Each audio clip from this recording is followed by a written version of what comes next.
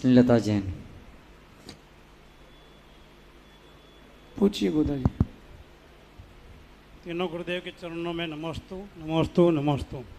चुलक जी महाराज के चरणों में इच्छा में गुरुदेव, हम भीलवाड़ा वाले बहुत ही सौभाग्यशाली हैं कि राजस्थान में आपका मंगलाचरण संघ बनने के बाद में प्रथम चतुर्मास हमको भीलवाड़ा वालों को प्राप्त हुआ। गुरुदेव, इंदौर से हम लेके आए तब एक बहुत बड़ा पहाड़ था हमारे सामने, 400 किलोमीटर की यात्रा कराने का। वो भी एक कीड़ी चींटी के बराबर होकर के वो भी निकल गया। हमको विहार करा के लाने में बहुत आनंद आया। साथ ही आपका चतुर्मास हमारे यहाँ हुआ भीलवाड़ा में, बहुत ही भव्यता के साथ हुआ।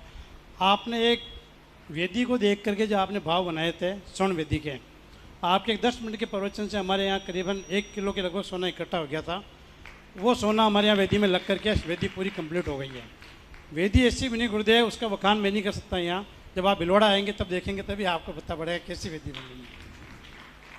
दूसरा मेरा एक कहना था गुरुदेव कि आप भीलवाड़ा आए तब कुछ युवा लोग हमारे यहाँ मंदिर अभिषेक करने भी नहीं आते थे, दर्शन ही पूरे नहीं करते थे। और अभी इतने युवा जुड़ गए कि हमारे आगे 50 साल की व्यवस्था हो गई। तो यहाँ भी मैं कोटा में देख रहा हूँ जो युवा जुड़े हैं, तो ये इनका सामूहिक भाग्योदय हुआ। युवक जो एक साथ जुड़े, या आपके पास कोई सम्मोहित शक्ति है या जादू है? अच्छा, सभा में जितने हैं अपने 30 के नीचे वाले, 35 के नीचे वाले, वो खड़े तो हो जाओ जरा, जितने भी हैं। इससे ज़्यादा अब हाथ कंगन को आरसी के और पढ़े लिखे को फारसी के। एक व्यक्ति ने मेरे लिए खबर भेजी थी कि 4 आदमी अभिषेक के लिए जोड़ के झुला दिखा दो तो मानता हूँ। मैं बोलता हूँ कि आप चिंता ना करें, मैं आने वाले 50 साल की व्यवस्था करके ही जाऊँगा। बैठ जाओ सब लोग। ऐसा है नरेश जी कि आज के युवाओं में वास्तविकता में उनके हृदय में धर्म की बहुत भावना है। और मेरे पास जो मुझे सुनते हैं, जो देखते हैं, जो ये लोग बताते हैं, मुझे अपनी टीम बताती है, मुझे सुनने वाले 35 साल से नीचे वाले 90% लोग हैं।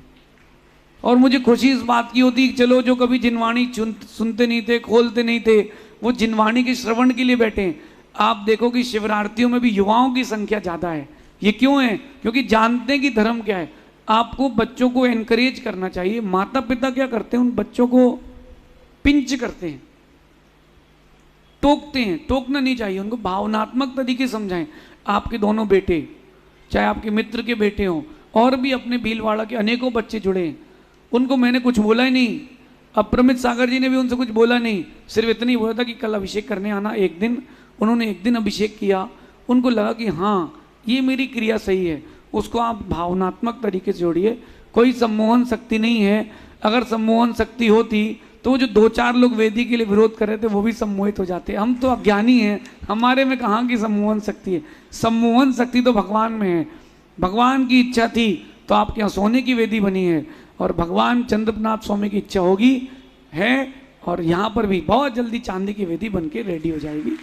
आप लोग चिंता नहीं कर। आप लोगों में कितने लोगों की इच्छा है कि यहाँ भगवान की चांदी की वेदी बनना चाहिए?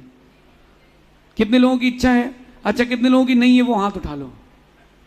है किसी की इच्छा की नहीं बने?